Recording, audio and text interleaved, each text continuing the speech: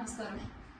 గత కొన్ని రోజులుగా ప్రశ్నించే వారిపై పెడుతున్నటువంటి కేసులు, చేస్తున్న అక్రమ అరెస్టులు మనం చూస్తూనే ఉన్నాము. ఈరోజు నేను కేవీఆర్ అన్న కుటుంబ సభ్యుల్ని కలవడానికి రావడం జరిగింది. ఆ రోజున మన అందరం కూడా చూసాము, జర్నలిస్ట్ అలాగే ఇన్ఫ్లుయెన్సర్ నిజాన్ని నిర్భయంగా మాట్లాడుతూ నిజాలను చెప్పేటువంటి ఒక విలువ కలిగిన జర్నలిస్ట్ అయిన కేవీఆర్ అన్నని ఎంత దారుణంగా అర్ధరాత్రి ఏపీ పోలీసులు వచ్చి ఈడ్చుకెళ్తూ అడ్డుకున్న కుటుంబ సభ్యుల్ని పక్కకి తోసేసి చిన్న పిల్లలని కూడా చూడకుండా వాళ్ళ ముందే వాళ్ళ నాన్నగారిని అతి కిరాతకంగా లాక్కెళ్తూ అరెస్ట్ చేసినటువంటి ఒక వైనాన్ని రాష్ట్ర ప్రజలు అందరూ కూడా చూశారు. అయితే ఈ రోజున రాష్ట్రంలో ఎన్నో సమస్యలు ఉన్నాయి. ఆడపిల్లలపై జరిగేటువంటి అత్యాచారాలు కావచ్చు, వేటకని వెళ్లి గల్లంతైపోయిన మత్స్యకారులు కావచ్చు, ప్రభుత్వ ఆస్తుల్ని ప్రైవేటీకరణ చేయడం కావచ్చు, పరీక్షల్లో జరిగిన అన్యాయాలు కావచ్చు, ఇలా రైతులకి జరుగుతున్నటువంటి అన్యాయాలు కావచ్చు,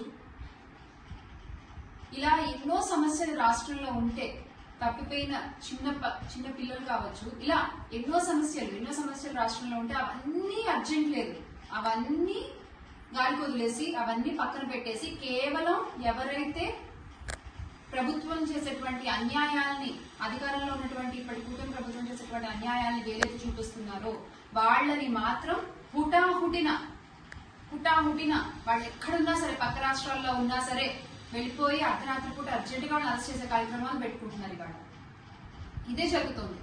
గత కొన్ని రోజులుగా ఎవరైతే నిజాలు మాట్లాడుతున్నారో, అది ప్రతిపక్షం వాళ్ళైనా, ఇన్ఫ్లుయెన్సర్స్ అయినా, జర్నలిస్టులు అయినా, నిజాలు మాట్లాడే వాళ్ళపై దాడులు, అన్యాయంగా అక్రమంగా కేసులు, అరెస్టులు ఇది జరుగుతోంది. ఈ రోజున మరి ఎంత ఇబ్బంది పడుతున్నారు చూస్తా ఉన్నాం. వీళ్ళ కుటుంబం అంతా ఎవరండి? వీళ్ళ కుటుంబానికి ఈ రోజు సమాధానం చెప్పేది 2 చిన్నపిల్లలు. ఆ చిన్న పిల్లలు బయటకు వెళ్ళినప్పుడు మీ నాన్నగారు ఇలా అరెస్ట్ చేశారంట కదా, ఆ పిల్లల్ని అడిగినప్పుడు ఆ పిల్లలు ఎదుర్కొన్నటువంటి ఆ మానసిక క్షోభకు ఎవరు సమాధానం చెప్తారు? మీరు చెప్తారా? అన్యాయంగా లాక్కెళ్ళిపోయారే, అన్యాయంగా అరెస్ట్ చేశారే, సరైన కారణం చెప్పకుండా, పైగా అక్క మీద కూడా కేసులు పెడుతున్నారు. ఏమని పెడుతున్నారు? ఆ రోజంట కేవీఆర్ అన్నని అరెస్ట్ చేయడానికి వచ్చినప్పుడట అడ్డుకున్నారట, సరిగ్గా సహకరించలేదట పోలీసులకి, అందుకని ఇప్పుడు ఈవిడ మీద కూడా కేసు పెడుతున్నారు. ఎంత అన్యాయం అండి ఇది!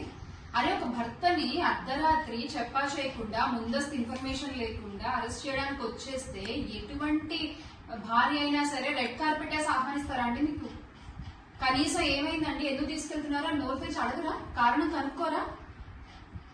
అది మన ప్రజాస్వామ్యంలో ఉన్న హక్కు కదా.